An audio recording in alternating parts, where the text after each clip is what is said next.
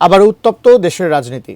নির্বাচনে গণভোট জয়ী হলেও সংবিধান সংস্কারের সদস্য হিসেবে শপথ নেননি বিএনপি, যাকে কেন্দ্র করে প্রতিক্রিয়ায় ফেটে পড়েছে বিরোধী জামায়াত এনসিপি জোট। বিস্তারিত জানাচ্ছেন আরিফ হাসান। নানা জল্পনা কল্পনা ও নাটকীয় অধ্যায় পেরিয়ে সম্পন্ন হয়েছে বাংলাদেশের ত্রয়োদশ জাতীয় সংসদ নির্বাচন ও জুলাই সংস্কার বাস্তবায়নে গণভোট।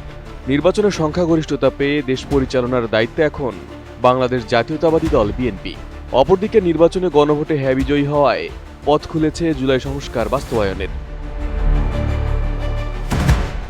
17 ফেব্রুয়ারি বেলা 11:15টার কিছু আগে জাতীয় সংসদ ভবনের শপথ কক্ষে সর্বপ্রথম বিএনপির নবনির্বাচিত সংসদ সদস্যরা শপথ পাঠ করেন। শপথ পড়ান প্রধান নির্বাচন কমিশনার এএমএম নাসির উদ্দিন। তবে সংসদ সদস্য হিসেবে শপথ নিলেও সংবিধান সংস্কারের সদস্য হিসেবে শপথ নেয়নি দলটির নির্বাচিত প্রতিনিধিরা। অনুষ্ঠানে শপথের জন্য নবনির্বাচিত সংসদ সদস্যদের দুটি ফর্ম দেওয়া হয়। এর একটি ছিল সাদা রঙের, যেটি সংসদ সদস্য হিসেবে শপথ নেওয়ার ফর্ম।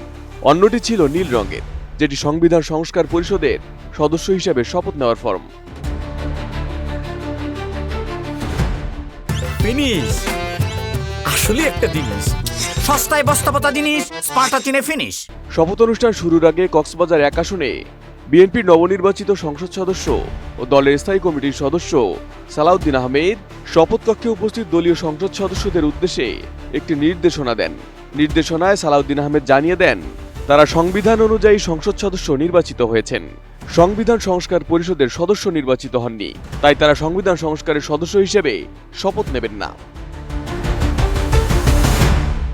সালাউদ্দিন আহমেদ বলেন, গণভোটের রায় অনুযায়ী সংবিধান সংস্কার হলে সংবিধানের 3য় তফসিলে সংবিধান সংস্কার পরিষদের সদস্যদের শপথের ফর্ম যুক্ত হলে কে শপথ পড়াবেন তা নির্ধারিত হলে তখন সংবিধান সংস্কার পরিষদের সদস্য হিসেবে শপথ নেওয়া যাবে।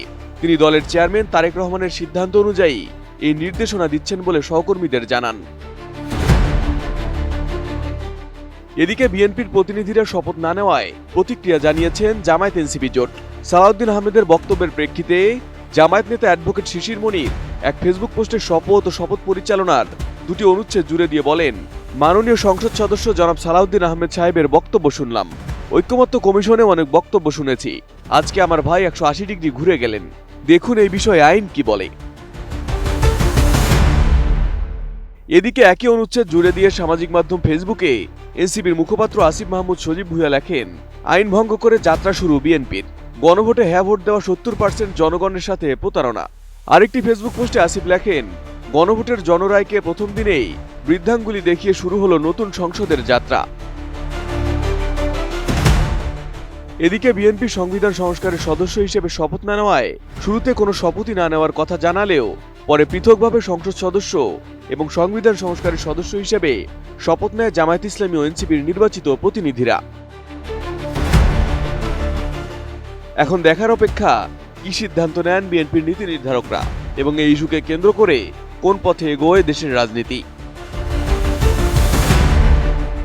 Arif Hasan, ATN news.